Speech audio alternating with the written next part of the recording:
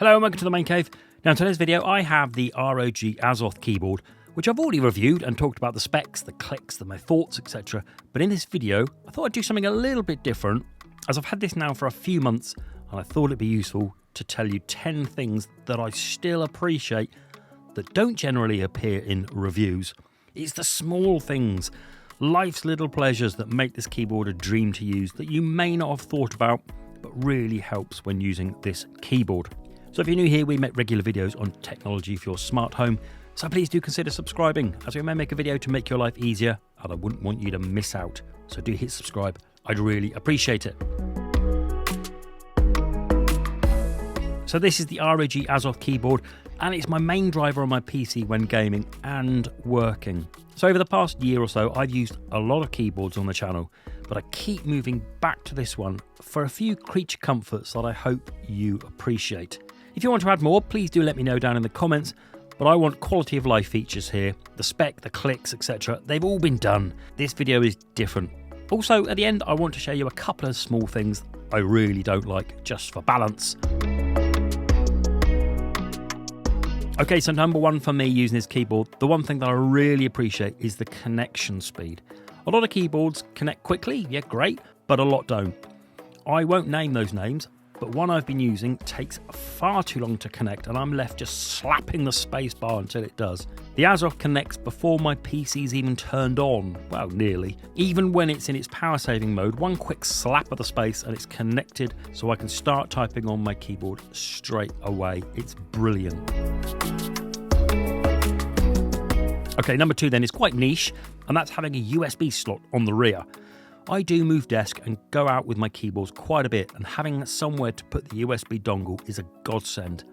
I can't tell you how many dongles I've lost and had to resort to Bluetooth connection. So this, again, is a small thing, but one I really appreciate.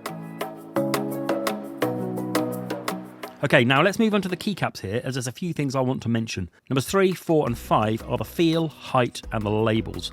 The keycaps have like a matte feel to them, and I really appreciate that, but it is a personal opinion. I like to have a slight rough edge to them, and it makes me feel like I'm not slipping at all on the keycaps. I get to touch them, and the sensation of them is just perfect. Then the height of these are smaller than your average keycaps, but taller than, say, an ultra-thin keyboard. What this does is keep the keyboard lower than most, but with a full-sized height board. Shaving off a few millimeters helps with the comfort, as I like a thin keyboard, and this one certainly feels like that. Then finally there's the labels. The keycaps have writing on the edge, meaning you don't need to go digging around the manual to work out what does what. Also helps when switching profiles to a Mac by controlling stuff and generally kind of navigating around. Okay, here's one that I have mentioned in my review, but it's well worth repeating, the battery. So in at number 6 is how long this thing lasts. They claim 2,000 hours. Great. But as you know, the small print says with the screen off and the RGB off. I want both on. So what's it like? It's very, very good. It can last nearly over 2 weeks of daily use before needing a charge. The battery on this thing is superb.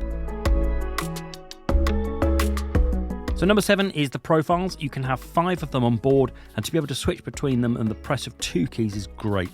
I usually have 4 for games and a work profile. Spinning through them and having them available on the board means I don't need to go onto the software each time, and more on the software later. So number 8, back to the keycaps. Do you, like me, always place your hands on the WASD position no matter what you're going to do? Well, I do. The W key here has a small notch which helps me locate the keyboard without looking. A lot of my current keyboards have it on the F and the J, which is fine, but that suggests to me that I'm going to be typing a Word document first and foremost. Just having it on the W means I can feel for where to put my fingers. This really is a small one.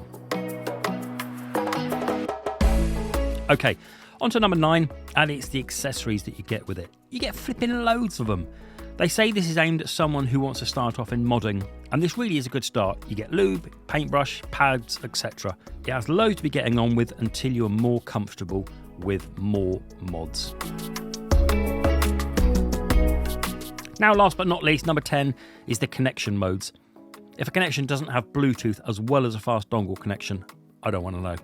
Bluetooth has its place, not when gaming, but usually for me, when I use it on another device quickly, I just spin over to Bluetooth, use it there and spin back to my PC with the dongle. Swapping them is fast and it's all done on the keyboard itself.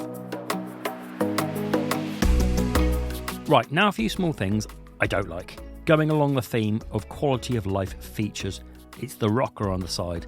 It's far too easy to click in. So changing volume or track every time I accidentally press it in, either muting it or pausing the music. Small, but really annoying, and it really is a me problem, this one. I guess I just need to find the right technique, but I've been doing it for months. Also, why can't I have the date on the screen in the proper format of day, month, year? And last but not least, the software. Armoury Crate is too bloated. I wish there was a stripped down version of it that I can use with the bare essentials, but no, I have to load up the software, which takes up so much resources just to change a profile setting. I don't like it.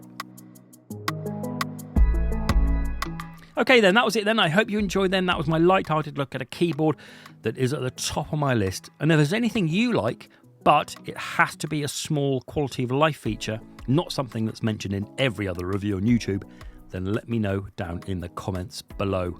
I hope that's been useful for you. Till the next video. Bye-bye.